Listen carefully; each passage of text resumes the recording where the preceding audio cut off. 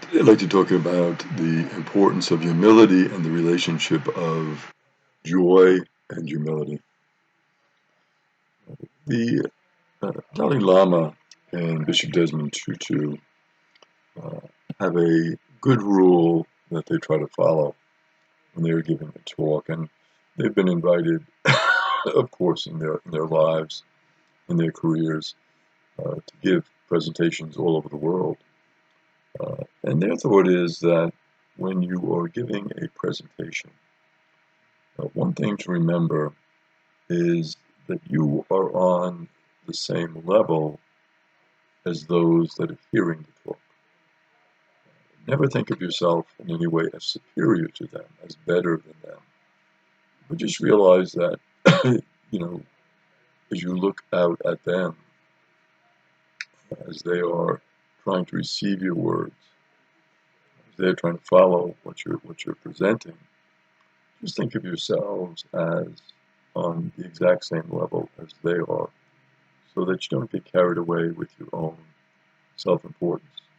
It's very good for your humility.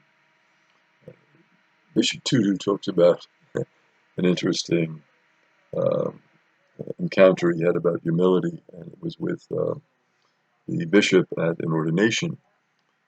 One of the candidates told him he was looking for a book on humility, and the bishop said, "I've written the best book on the subject." So again, the idea of trying to tout yourself, is it the best book on the subject? It's humility. I've written a book on the subject. I tried to share my thoughts on the subject, but to claim that you have written the best book on the subject, how humble are you? Is it a contradiction in terms of trying to be humble? Uh, Tutu always has different stories about different religious people he's met, and one of his stories is about the three bishops who were beating their breasts and saying that they were nothing.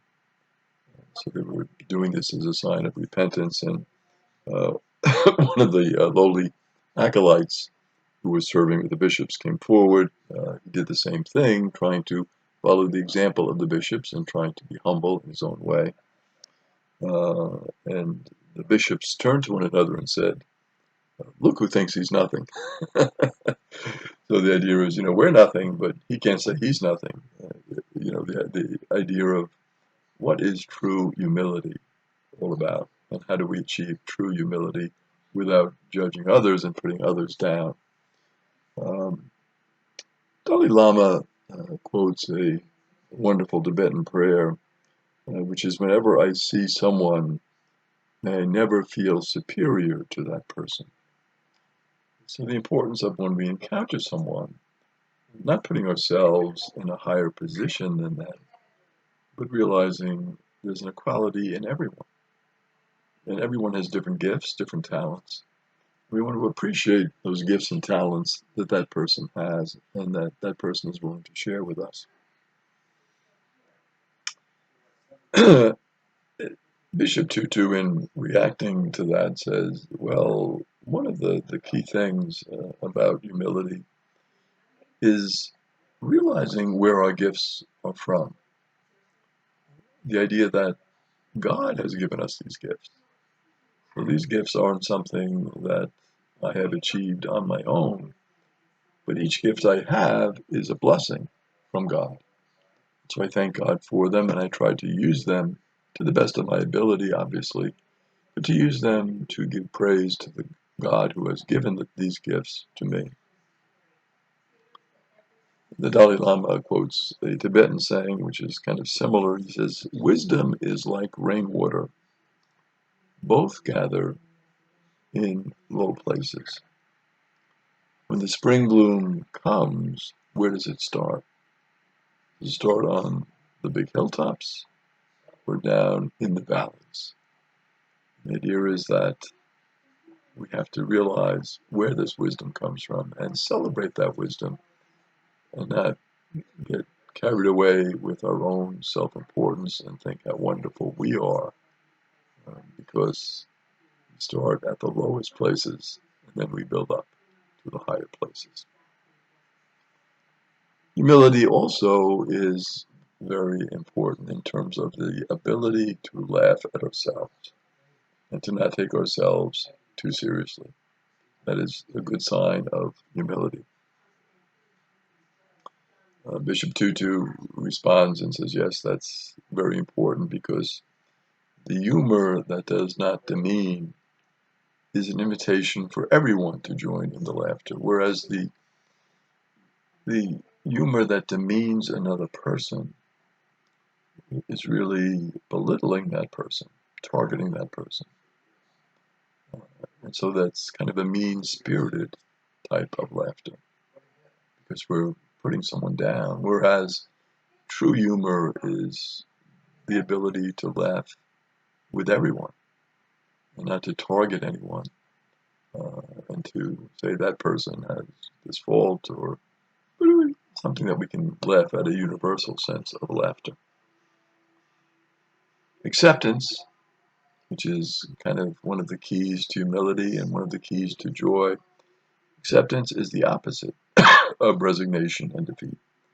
People think, well, you're accepting the situation. No, I'm not resigning to defeat when I accept a situation, but I'm trying to learn from the situation and move on in a different way in that situation. Bishop Tutu, in backing up this point, quotes the famous mystic Julian of Norwich in her book Revelations of Divine Love. She says, we do not see the ultimate result of the sufferings that we pass through. You shall see for yourself that all manner of things shall be well. You will truly see it in the fullness of joy. So as we pass through these various sufferings, these difficult events in our lives, these challenging events in our lives, we sometimes do not see the end result. Julian says, as you pass through it, realize that. Realize that where these different situations will lead us, where these different sufferings, where these negative encounters will lead us, that in the fullness of time, they will be revealed to us. So a lot of times we're perplexed by, well, why did this happen to me? And then later on, when we see from a different perspective, we realize the unfolding of this mystery in our lives. And we see that those things did work ultimately for the good. The Dalai Lama brings this out very well in terms of dealing with a difficult neighbor. When somebody is giving us a hard time, we're finding them very hard to take. We like to move away from them quickly. The Dalai Lama says, we can accept him or her and then look for ways to improve the situation by being warm-hearted toward the neighbor. So the acceptance is not a resignation. The acceptance is not saying, oh, this situation will never change. It's a different type of acceptance. It's accepting the person where they're at with all their difficulties and maybe meanness and maybe uncharitable words towards us. It's accepting that. But then realizing that there will be situations that will come up where I can act in a warm-hearted way towards this neighbor and improve my relationship with the neighbor. And I think that's a really good point in terms of the difference between acceptance and resignation and defeat.